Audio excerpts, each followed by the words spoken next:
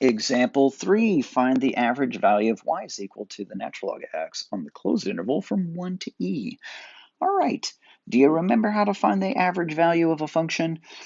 It does involve a definite integral, but first we have a fraction right up front, which is 1 minus b, 1 minus, how about 1 divided by b minus a, e minus 1, times the definite integral from 1 to e of your function, in this case the natural log of x with respect to x.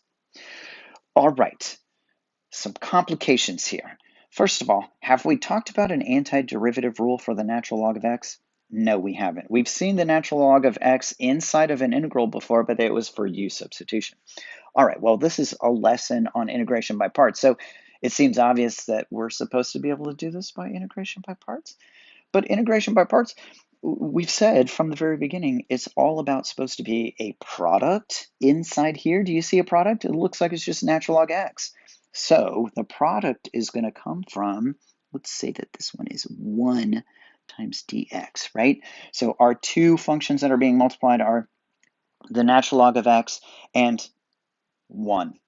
All right, now let's consider limit. Limit. What we have on the left-hand side is we have the natural log of x, which is very clearly logarithmic. All right, so let's highlight that one. So logarithmic, that seems like a pretty clear candidate for being a u since it's further to the left. And then I'm going to classify the 1 here, the 1 dx, as being power because it's like x to the 0 power, right? So I'm going to classify that one right here, which is further to the right, which is going to be our dv part. So let's see how this thing plays out, right? So I will carry all of this stuff down. But right now, I just want to organize how I'm supposed to find the antiderivative of this using the integration by parts technique. So u is going to be equal to the natural log of x.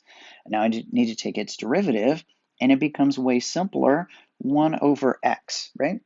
Okay, and then the other part is our dv, which we just said is just going to be 1 dx. Then you take its antiderivative here, what's the antiderivative of just dx or 1 dx? That's just going to be an x. So v is equal to x plus c. But once again, don't worry about the plus c. So let's bring our coefficient down, this 1 over e minus 1. Okay, and then we're going to multiply all of that times this quantity here, which is x times the natural log of x. There's our uv minus the definite integral from 1 to e of, and now it's along the other diagonal, it's this one here. Oh, you know what I forgot? I forgot the dx on this one. So it's 1 over x dx times this x, which is totally convenient. Here, let's put a little multiplication symbol in there. Dx, so let's close these brackets. It's totally convenient, of course, because these x's are going to cancel each other out. Let me just copy everything down again really quickly.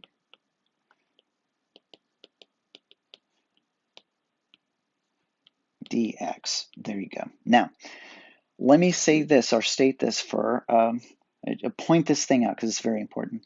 This definite integral from 1 to e, like when we go to apply the fundamental theorem of calculus and plug in the e and plug in the 1 and subtract it and all that stuff, we have to do it to this part too because it's part of the antiderivative. So what some books choose to do is actually put in a 1 and an e right there. I usually don't. I just remember that I have to plug my bounds integration in there. I don't do it just because it's like extra to write down.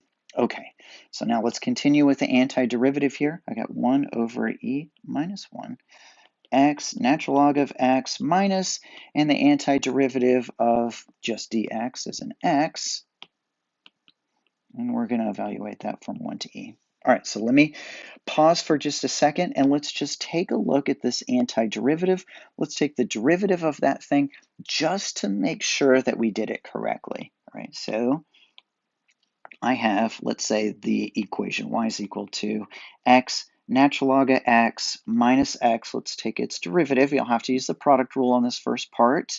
Derivative first is 1 times the second one, natural log x, plus the first one, x, times the derivative of the second one, 1 over x, and then times the derivative of the second one right here, or the second piece, which is just a -1. Bring stuff down, natural log of x. These cancel each other out, just giving me +1, -1, the ones cancel, and then I have the natural log back, which is the integral that we started with. Hooray! Okay. Tangent complete. So now let's continue with the fundamental theorem of calculus. Let's plug in our e's, let's plug in our 1's, bring down this coefficient out front here. E, natural log of e minus parentheses, now let's plug in 1. 1 times the natural log of 1 minus 1. Okay.